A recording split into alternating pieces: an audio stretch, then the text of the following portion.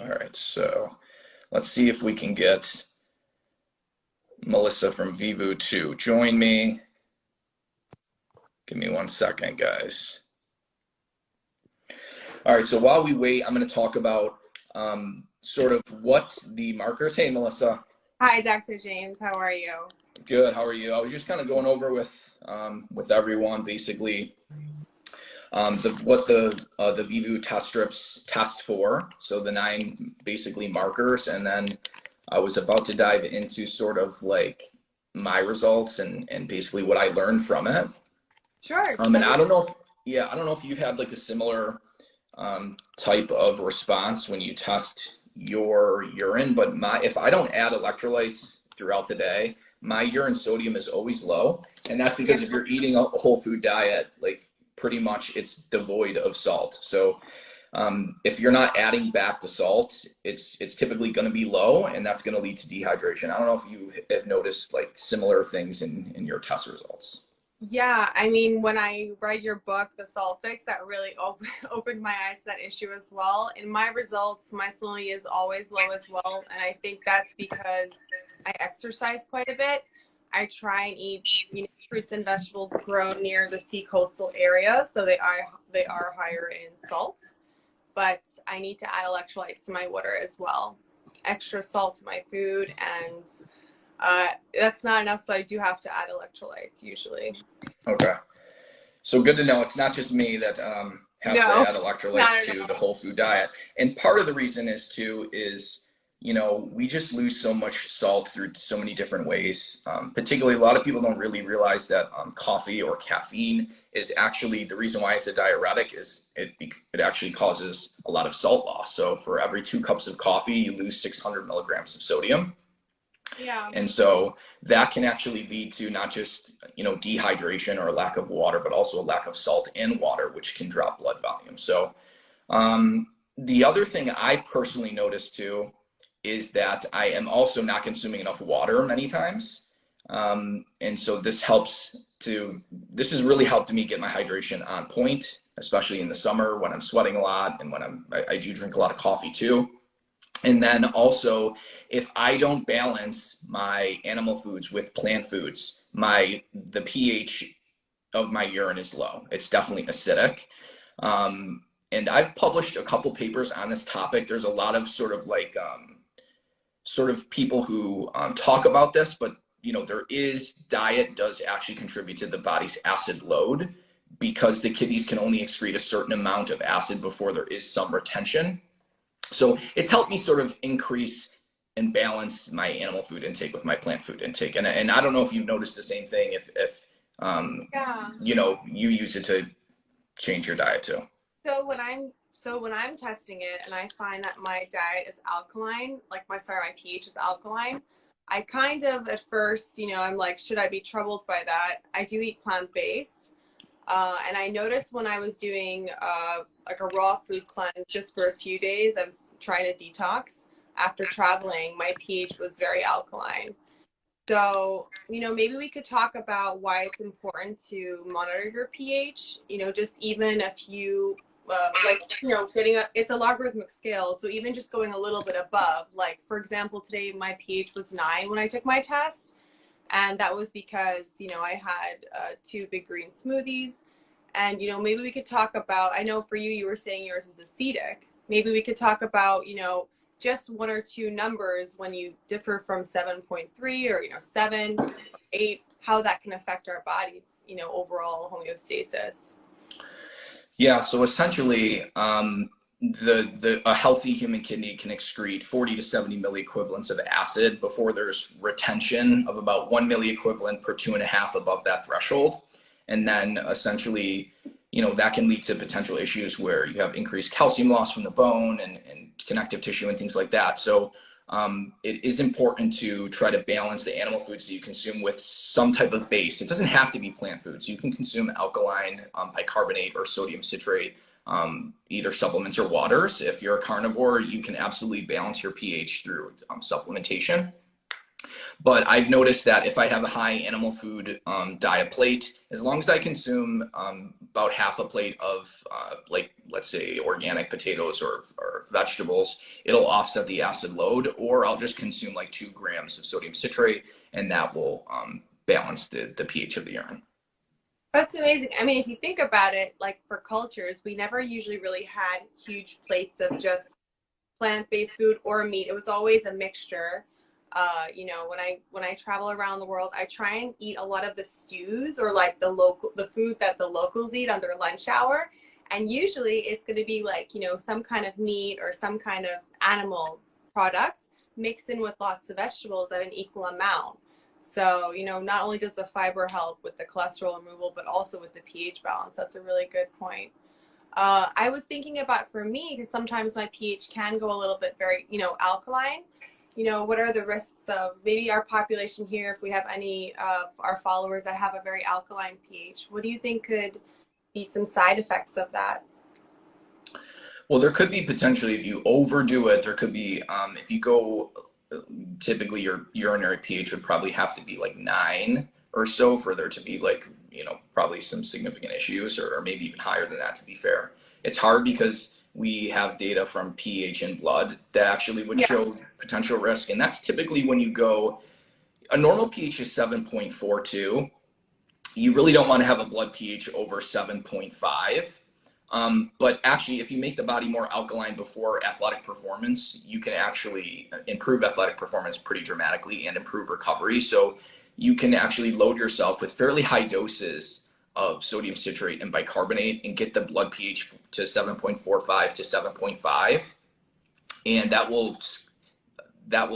can increase performance. So it would be really difficult to overload the body, a healthy normal person, with too much quote unquote like base. That's be really hard to do that. You'd have to take a ton of sodium citrate or bicarbonate to do that. But it is something that's overlooked in athletic performance because the supplements to do that can typically be tough on the stomach if you don't know how to do it correctly. And you have to dose it far enough before performance for you to really boost the pH correctly. So if it's sodium citrate, you usually want to dose it like 4 hours prior to competition, whereas most studies have only done 2 hours and they don't see as good of benefits compared to bicarbonate, because citrate has to convert to bicarbonate, so it takes a little bit longer to actually get the benefits of that. So. Oh, that's interesting. Yeah. I'm thinking for my clients who are athletes, because a lot of them are all, unfortunately, drinking the pre-workouts, which are really just caffeine and salt and a lot of B vitamins. So probably, I guess I know that salt really does help fuel my pre-workouts, but having a more alkaline pre-workout meal would help boost performance then, according to what you're sharing right now. Yeah, for athletes in particular, balancing the acid load will probably help with performance and recovery. And then the number one factor, though, is really making sure your hydration status, and really what I mean by that is actually acutely boosting blood volume prior to performance has been shown to dramatically improve not only endurance, vigorous exercise endurance, but also power output.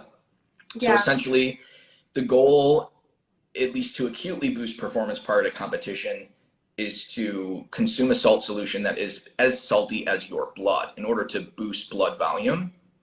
And so typically the doses that are used in studies are 2,300 milligrams to upwards of 4,300 milligrams of sodium in anywhere between like 24 ounces to 33.8 ounces of fluid. And you start consuming that about like 90 minutes before athletic performance, and you slowly consume that for over about 30 minutes. And then it takes about a full 60 minutes to actually expand your blood volume. And then that's going to dramatically improve how long you can exercise, how much power output you can put. It decreases the rise in core body temperature, it decreases heart rate. So it's, it's definitely, everybody's sort of looking for the best performance enhancer, like, beetroot juice or beta alanine, but actually preloading with the correct amounts of salt and fluid has been shown to be 10 to 20 times as effective as any type of like pre-workout supplement. Yeah, I was interested because I remember I was watching one of your YouTube videos, and I feel like, well, when I was educated as a dietitian, we were really taught to try and constantly reduce salt in every way possible. And then when I was watching one of your YouTube videos where you were saying about how it can increase the workout performance of up to 20%, I was thinking for myself, so I used to be a professional swimmer, and I noticed that when I'm swimming in open water, of course, there's more salt. It helps me actually swim longer than when I'm swimming in chlorinated water. And of course, you know, the chlorine is not really pleasant to swim in, but when you're swimming in the open water for a long time, you end up swallowing quite a bit of salt, especially if you're doing like, you know, butterfly or something where you're jumping a lot. So I noticed that it actually re-energized me. And then I was like, okay, maybe it's not so bad when I'm swallowing this salty water. It kind of was balancing the energy I was outputting. So I was thinking about that probably for most athletic performances. Yeah. Yeah, so for vigorous exercise performance or even moderate intensity in the heat, you're going to see performance benefits because when you start vigorously exercising, blood has to flow away from the heart towards working skeletal muscle and then towards the skin to dissipate heat. So you have competition, and you have a drop in actual like venous return to the heart. So there's this drop in blood volume of about 8 to 10%. So you need to actually acutely boost blood volume by 8 to 10% to get ahead of the problem. So you don't drop cardiac output, because when you drop cardiac output, then your tissues aren't being perfused as well. Yeah, and you also, by actually just boosting the total body water content, you're actually cooling the body off because you have a larger amount of water and fluid to literally do that and to dissipate heat and things like that too. So, so this is something important for athletes then, the Vivoo test strips, because it will test two different types of dehydration. So I wanted to kind of cover what are the types of dehydration. There's free water loss, which will lead to intracellular dehydration. And then there's the other type of dehydration, which is a loss of water and salt, and that leads to what's called extracellular dehydration. And so basically, the Vivoo test strips will test for both, because they will actually, you want to do a morning urine test with this to get the urine specific gravity. And that will actually tell you if you have lost or don't have enough free water. And then it'll test sodium levels in the urine, and that will test if you need more salt. So you can actually sort of look at this in two ways. How do you know if you need more water, and how do you know if you need more salt? And this will tell you both, which is really important, but it also tells you, like we covered too, pH and minerals and vitamins and things like that too.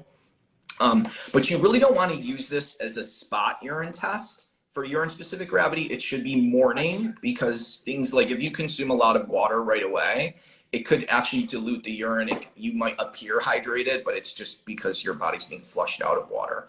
So really in the mornings when you do urine specific gravity, for urine pH, the best time to actually do this test would be 4 hours after you eat, because when you eat something, there's something called the alkaline tide that happens, and that will affect the result. So you should actually do this test 4 hours after you eat, because the alkaline tide will be down and it won't affect the results.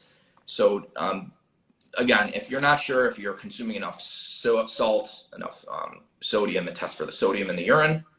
And then it also tests if you're dehydrated, AKA if you need to increase your water intake. Now, nothing is perfect though. There's not a single test that is perfect in regards to this, because certain edematous states like heart failure, like liver cirrhosis, will cause the body to retain salt. So you might have a low amount of salt in the urine because the body's holding on to it from those type of conditions. And then urine specific gravity, again, we kind of mentioned too, that if you consume coffee or a lot of fluid and then you take the test like 45 minutes later, that's going to affect the test too. So nothing's perfect, but if you do it in the morning and check urine specific gravity, and maybe I should define what that is. Yeah, maybe some of our, watchers would like to know what that is, or what's the difference with our urine, how concentrated it is when we first rise versus, after our breakfast. Maybe that we could also explain to them.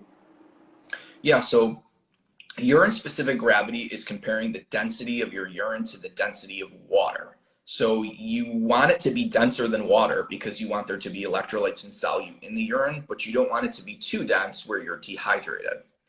So really, the Vivoo test strips, they give an optimal range of urine specific gravity, which is 1.005 to 1.015 is the optimal range for urine specific gravity. And then if you're above 1.015, that's mildly dehydrated, and then you get more dehydrated as you go and hit 1.020. And then it can tell you, what's actually cool is it can tell if you're drinking too much water. So if the urine specific gravity is less than 1.005, and so closer to the density of water, you're drinking too much plain water typically. So I do have a code again for my followers. Dr. James 30 will give you 30% off of these Vivoo urine test strips. And their the Instagram handle for them is just Vivoo, Vivoo app. Yeah. These are great. Love them. Yeah. And these are really important for athletes too. Athletes should absolutely be using these to test their salt in the urine, their hydration status, the pH, like we talked about. Because what's good about this too is you can, once you get these results, then you can alter your diet, improve the labs, and then that can lead to improvements in quality of life. If you have headaches because you're dehydrated or your performance is suffering, this can kind of sort of help you target and figure out what the heck is going on. And then most people are magnesium deficient. Yeah. And the kidneys actually handle magnesium fairly well. So it's also a good indicator if you have low magnesium in the urine that you're either not consuming enough in the diet or you're actually deficient in it. Yeah, and I think also since most people are not consuming enough salt, probably, you know, as magnesium and salt work hand in hand, it's kind of correlated. It's interesting also with calcium because for me, my calcium is always high and magnesium is low. And then if I include a lot of dark leafy greens, then my magnesium goes up dramatically. But otherwise it doesn't. And I've noticed, you know, when I'm in the US, my magnesium is low almost every day. And I think that's just with the agricultural, processing of our land there. But then when I'm in other countries around the world, my magnesium goes up high. So that's why I feel like these tests are fantastic because when you're traveling around, you can notice how your body is responding to what you're eating. For me, I realized that once I started supplementing with magnesium, it really made a huge difference for just my total muscle relaxation, headaches. Did you find that with yourself as well? Yeah, so for me, magnesium has never really been too much of an issue for me. It's the salt really mostly that like has led to the most improvements in my quality of life. In regards to fatigue or energy or cognition, I know when I'm not functioning well and when I'm like not consumed enough salt, I can instantly feel the benefits. So for me, it's really been the salt that's been the problem in regards to not getting enough. And then when I make sure to add it back, I always see good results with that. That's fantastic. Yeah. I feel like most of us, when we're adding salt on our food, we're always people will look at me and they'll be like, but, you know, it's especially if you don't really eat outside, we really do have to add it to our food on a daily basis, you know? Yeah. Well, 80% of people with normal blood pressure, they don't actually have an increase in blood pressure with a normal salt intake versus a low salt intake. So it's really just the people with high blood pressure that about half of them are quote unquote salt sensitive. So that's kind of the people that, okay, may or may not have to watch their salt intake. But even in those people, there are three main drivers of why they're actually salt sensitive. And if you fix those, then 90% of those people aren't even salt sensitive anymore. That being too much refined carbs and sugar, which raises insulin and causes you to over retain salt, not enough potassium in the diet, and not enough magnesium. If you fix those three factors, then 9 out of 10 people of those salt sensitive hypertensives will actually no longer be salt sensitive. And there's been clinical studies showing this, that if you put people either on a whole food diet and basically cause weight loss, it fixes their salt sensitivity, or even just giving a medication that improves insulin resistance like metformin. That's been shown in a couple studies to just get rid of the salt sensitivity. So it's like, don't blame the salt, I always say, for what the sugar did, because it's really a lot of times insulin resistance that's driving this over retention of salt. Yeah. And I feel like the insulin resistance is kind of masking a lot of you know, everyone's dehydration and also lack of salt in their diet, because you know, we always were told that salt is bad and, you know, sugar is acceptable, right? It's acceptable to have jam on your bread, but not to have a salty meal. But really, I think if we look at the typical US diet, the standard American diet, it's so high in sugar and processed food that there's no really, you know, there's not a lot of room for the salt or the hydration of the blood to correlate. When I first started taking my Vivoo test, I was really shocked to find that I was overhydrating on some days and also not having enough salt. So, you know, how can we, what would we tell our viewers that are, you know, they're trying to understand how much water we're supposed to drink? So when I was working in a hospital, we used to always use the standard formula of 30 milliliters per kilogram of body weight to understand someone's minimum fluid requirements. And of course, you know, that depends on the climate you live in, your activity, whether or not you're indoors, also the type of food you eat. There's a lot of food that's dehydrating to the body. How would we, I've been, have you noticed this for yourself as well? Sorry, Melissa, you broke up for a second. Can you repeat that question? Sure. I was saying that I've been using these Vivoo test strips a lot to monitor my hydration status, and I don't really consume caffeine. I try not to, but I notice that I have a lot of, if I have a lot of tea, I get dehydrated, and at the same time, and my salt goes down. I've been using these to monitor my hydration status by monitoring my food. I've been, you know, seeing if I actually go for one day without drinking water, but just drinking just eating water-rich fruits and vegetables, will that make my salt and water more balanced? Have you been noticing any differences with yourself when you've been taking the Vivoo test strips in your hydration status? Yeah. So in regards to your question or your comment about tea, Mm-hmm. tea has about 1/5 the caffeine as coffee. Yeah. And there was one clinical study that looked at to see, okay, is coffee actually dehydrating? And of course, it depends on the dose that's being consumed, and then if the body's sort of matching the increased loss of water, if you're consciously increasing your water intake. And so it depends on the person. A lot of people that replace water with coffee don't end up actually increasing the amount of water intake because our bodies just aren't just perfect at doing that. Yeah. So most people at a minimum, most normal adults, if they're not highly active, will need at least 2 liters of water per day. And then as activity goes up, you know, that can skyrocket up to, you know, easily 8 liters if it's in the heat and you're super active. Yeah. But so essentially, the one study looked at this, and basically they took individuals and they saw that if they consumed 2 liters of fluid, they were just in water balance. Then what they decided to do is they decided to replace 6 cups of water with 6 cups of coffee. And they consumed the same amount of 2 liters of fluid to see if they would still be in water balance. And they ended up being 0.7 liters dehydrated. Essentially, they were in negative water balance, consuming 2 liters of fluid because they had replaced 6 cups of water with 6 cups of coffee. So now that is kind of a high amount of coffee, but it's not astronomical. So it was 3 cups in the morning and then 3 in the afternoon. And that caused so much diuresis and salt loss as well that it actually dropped their total body water by almost 700 mLs or 0.7 liters, which is pretty significant. And so you have to, and with tea is 1/5 the caffeine is coffee. So tea will also increase diuresis, not as much as coffee, obviously, but if you're consuming 9 cups of tea throughout the day, you're going to push out more water and more salt. Yeah. And I think if you think about cultures, you know, when you drink an espresso or like a small, like dense coffee in culture, they always bring water with it right next to it to kind of balance it out. You always have a little shot and then you have a cup of water next to it to clear your throat. But unfortunately, a lot of people don't do that. They think when they're usually tired, but they're actually thirsty and they'd reach for caffeine. Yes.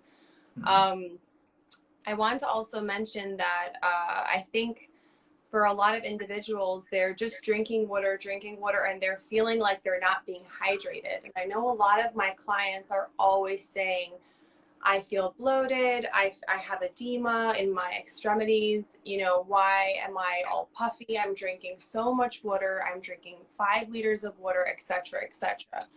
Would you like to explain that a little bit? How sometimes, I know that, of course, adding salt or electrolytes to our water can really be hydrating, but you know, when we're talking about fluid volume and our intracellular versus extracellular fluid, would you like to explain that a little bit to our guests about how we can, you know, when we're seeing edema, how that is, you know, our fluid circulate, or how our fluid is basically not being able to, you know, through osmosis go through the cells, the intracellular versus extracellular fluid, and you know, Yeah. dehydration. Yeah. Yeah, it's sort of like a murky topic. There's not very many experts on edema. Typically, edema is basically interstitial fluid that is accumulated, and typically there's capillary leakage, which can be caused by many things. Insulin resistance, not having enough magnesium has been shown to lead to increased capillary leakage, and then the fluid just kind of sits there. Numerous health conditions can cause edema as well, like heart failure or kidney disease, typically.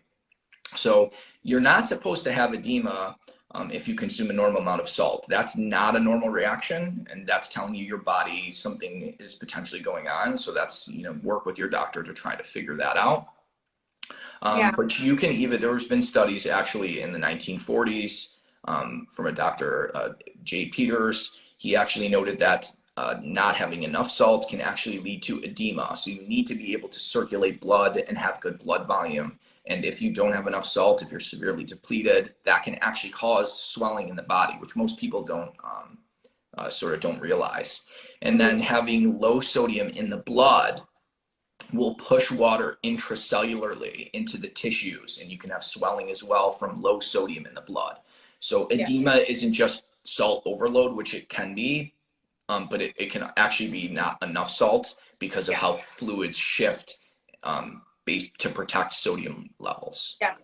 And I would say that for most of my clients, I suspect that it's actually not enough salt, that they're hydrating, they're eating, well, I know I encourage at least 80% plant-based. They're eating lots of hydrating food, but they're just not eating enough salt. They're making a lot of their own food at home.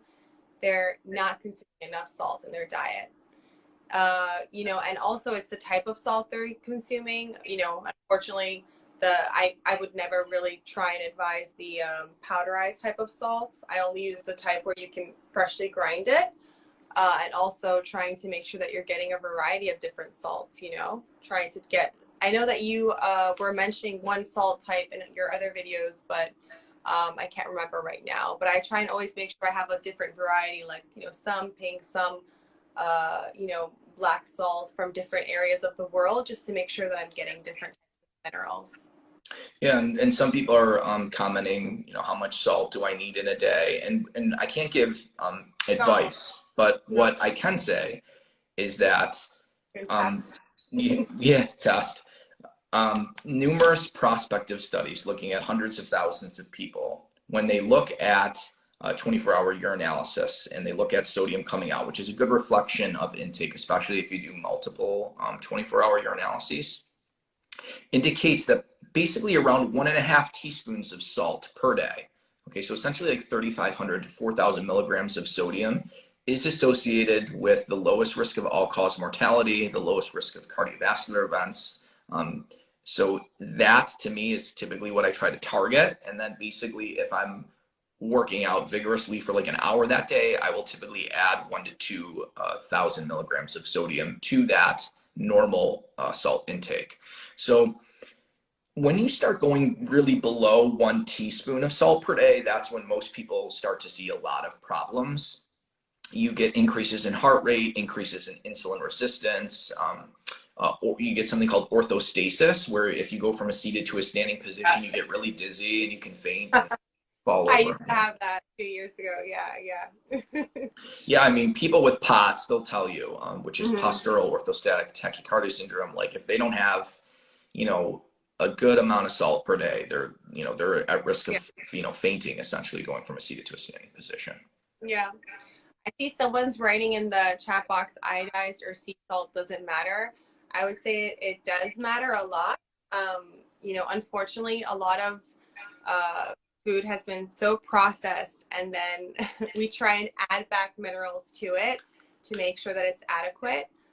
Please, you know, I would love to hear what you would say also, Dr. James, but I would tell people to have a variety of salt, because if you are eating salts or food that has been prepared with salt outside of your home, it's mostly made with iodized salts, because in the USA, you have to have iodized salt due to past, you know, experiences of gout or iodine deficiency. Mineral salt usually doesn't have iodine added to it. However, iodine is a natural element that does occur in the salt water of many seas. So I would say always have a variety, and you can always add trace minerals. I try and do that every day. But I would try and always go for salt, basically any kind of food where you can see its original form, so a crystal form. And if you do ever, you know, I do this all the time when I make olives, and my father makes olives, he uses fresh water from the sea. So he'll just collect water in a large, like, you know, water bottle, and then we'll lay it out on a tray, and you will see little crystals form. That's salt and other minerals, of course. So I would always try and use the most natural form. But what would you say, Dr. James, for the question of iodized versus sea salt? Yeah, it depends on, I guess, what your goal is. So if your goal is to try to get iodine, when you actually evaporate seawater and you go with just pure sea salt, that typically has very low iodine in its natural state as a rock salt, like the pink salts. I use Redmond real salt. That's the salt I use. That will typically have iodine in it. Mm-hmm. And so basically, I mean, they have a mineral analysis which shows about 170 micrograms of iodine per 10 grams of salt, which is basically 10 grams of salt is what most people consume in a whole day. We do lose iodine through sweat at about 50 micrograms an hour. So the RDA is 150, but if you've exercised for an hour, you now need to basically try to hit 200 micrograms, because most people lose about 50 in sweat. And most people lose about a half a teaspoon of salt per hour of exercise, but this can vary. You know, you can lose actually more than a full teaspoon of salt if you're exercising in the heat vigorously. So that's why it's just good to test the urine for your sodium status, because it's a decent indication of if the body's holding on to the salt because you're deficient. And if it's low in the urine, that's what typically either you didn't have enough salt for the day, or you're actually potentially deficient and the body's trying to hold on to it. That's why not a lot is coming out in the urine. Yes, exactly. I was interested in this. This is actually a very, you know, a little off topic, but what do you think about when we're swimming in salty seawater? Do you think our body, I would think so, and you know, I believe in everything being natural. Whatever you put on your body, it does get absorbed. Do you think when we're in saltwater, whether we're in the Mediterranean or if we're in the Atlantic Ocean, if we immerse our bodies in saltwater, which was an ancient practice, you know, from, you know, many years, does our body absorb salts? Does it affect our salinity levels? So it won't get absorbed systemically into the blood.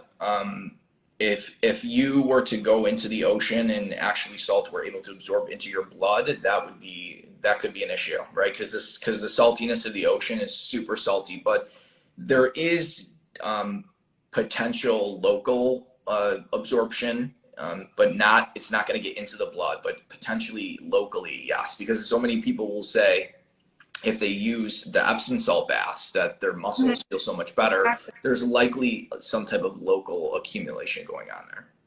Yeah, but also when you swim, you end up swallowing quite a bit of water, so that's Here why. you go. Yeah. But yeah, so Epsom salts, that's a very popular, you know, therapy that is being used for many different reasons. A lot of clients will use it actually to cure constipation. You know, they'll start using Epsom salts for, you know, soaking their feet or other types of aches, but they'll also see that it helps relax all their muscles. So, you know, sometimes magnesium is just not enough, and a lot of people are supplementing with magnesium. It's been, you know, very advertised for the past 4 years, so most people are supplementing with magnesium, but their salt levels are very low. So when I was testing with my Vivoo strips, and I noticed that if my magnesium levels were low, so were my salt. They were pretty much correlated. Yeah. Yeah, and someone asked too, what's the difference between salt in the blood versus the urine? Like, what's a better test? Yeah. Yeah, and salt in the blood usually is a reflection of fluid intake. So if your sodium intake is low, or your sodium in the blood is low, then typically you have too much water in the body.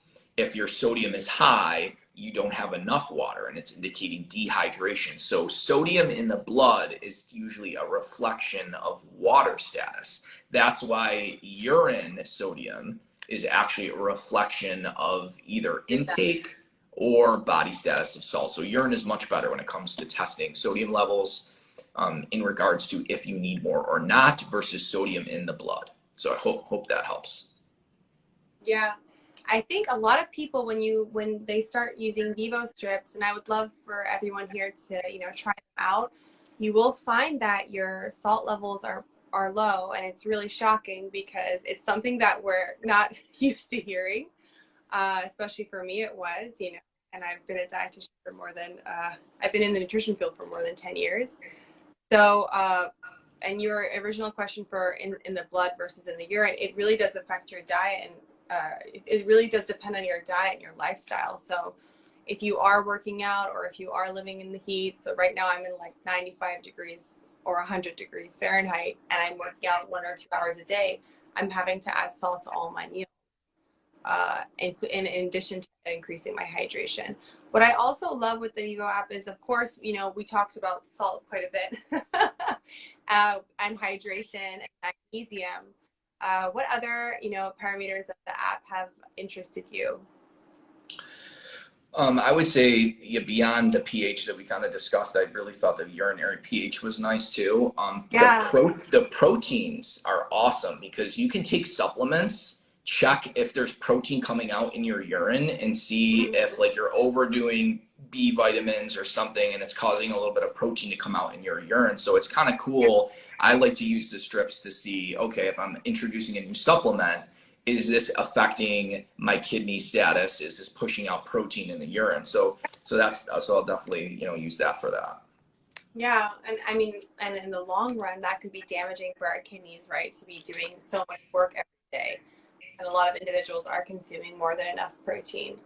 I also found the oxidative stress, parameter really interesting, and how if I was very stressed with work, or I travel a lot, when I was increasing the amount of antioxidants in my diet to balance the free radicals from the MMA, I noticed that my oxidative stress levels were really affected differently. So, for instance, I was very stressed. I didn't sleep enough, or emotionally stressed or physically stressed, either too much working out or too much stress from work, etc. When I was including more and more fruits and vegetables, or more and more antioxidants in my diet, it was balancing. But if I was just stressed, and I was eating the normal amount of fruits and vegetables I'm used to, it wasn't balancing out. So now I know when I'm really stressed out, I have to take extra care, sleep more, and increase more, I would say, antioxidants in my diet, in addition to doing breathing and other types of balancing methods. Yeah, no, and some people are asking too, like where to get the strips and if they test for blood too. No, this is urine. It tests urine. It's at Vivoo app is the handle on Instagram. Code Dr. James 30 will give you 30% off. We're gonna wrap up this live, guys, right now. But if you have any questions, just shoot a DM, or just go to the Vivoo app Instagram, and you can message them there. Thanks for joining us. Thanks, Melissa. Thanks, Dr. James. Take care. Take care. Bye.